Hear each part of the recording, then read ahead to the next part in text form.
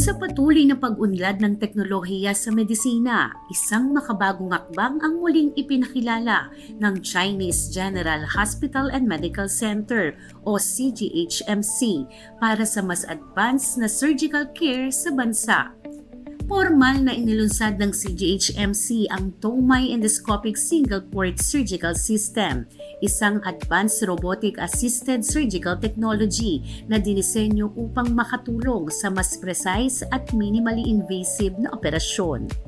Yung launching ng Tomai Single Port Robotic System is a sign na we are at least at par with the best in the world. Sa pamamagitan ng single-port technology, mas maliit na hiwa lamang ang kinakailangan sa operasyon na maaaring magresulta sa mas mabilis na recovery at mas kaunting komplikasyon para sa mga pasyente. Ayon kay Dr. Letran, maaari itong gamitin sa iba't ibang uri ng surgical procedures at nakatutulong ang robotic-assisted technology upang magkaroon ng mas mataas na presisyon at kontrol sa bawat operasyon.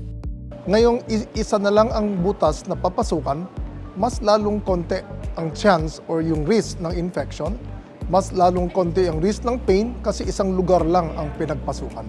Well, a wide variety of surgical procedures, no? From urology sa amin, sa prostate, radical prostatectomy, kidney, urinary bladder, even hernia surgery, pwede. No? So sa general surgeons, pwede rin ang gallbladder surgery, bituka, no? Then sa mga gynecologists, yung matres, ovaryo. So lahat po ng pwedeng gawin ng open surgery ay pwedeng gawin ng Tomai Single Port System. Dumalo rin sa paglunsad si DOH Secretary Teodoro Herbosa na nagpapahayag ng suporta sa pagpapalawak ng makabagong robotic surgery sa bansa. Ayon kay Secretary Herbosa, pag-aaralan na rin ng DOH ang posibleng pagkakaroon ng PhilHealth Benefit Package para sa robotic surgery upang mas maging accessible ito sa mga Pilipino. Ako'y napaka-impressed. Being a surgeon myself, I'm impressed at the development at naipasok ito ng Chinese General dito sa Pilipinas. So nakagawa na sila ng 5 operations using this device. We hope that many more surgeons will be trained in this single port surgery. Wala nang magiging sugat, isa na lang sa pusod na lang dadaan yung operation and they can do all sorts of procedure in abdominal surgery.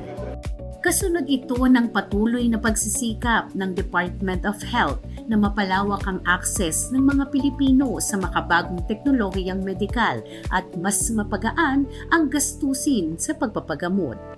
Aaralin natin yung tinatawag na PhilHealth Benefit Package for Robotic Surgery. That way, magiging accessible ito sa marami pang mga Pilipino basta't mabayaran ng PhilHealth member ang kanilang operation.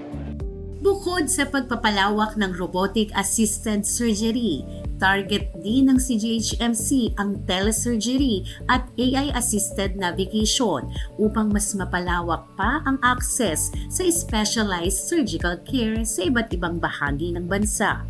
So gusto naming ipalawak pa sa mas maraming surgeons. No? So gusto namin makapag-train ng more surgeons so that there will be more people who would be able to use the machine.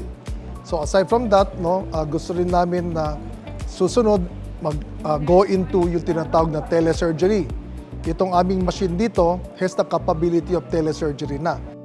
Sa pamamagitan ng inobasyon at makabagong teknolohiya, patuloy na isinusulong ng CGHMC ang mas mataas na antas ng serbisyong medikal at pagpapalawak ng access nito para sa mga Pilipino.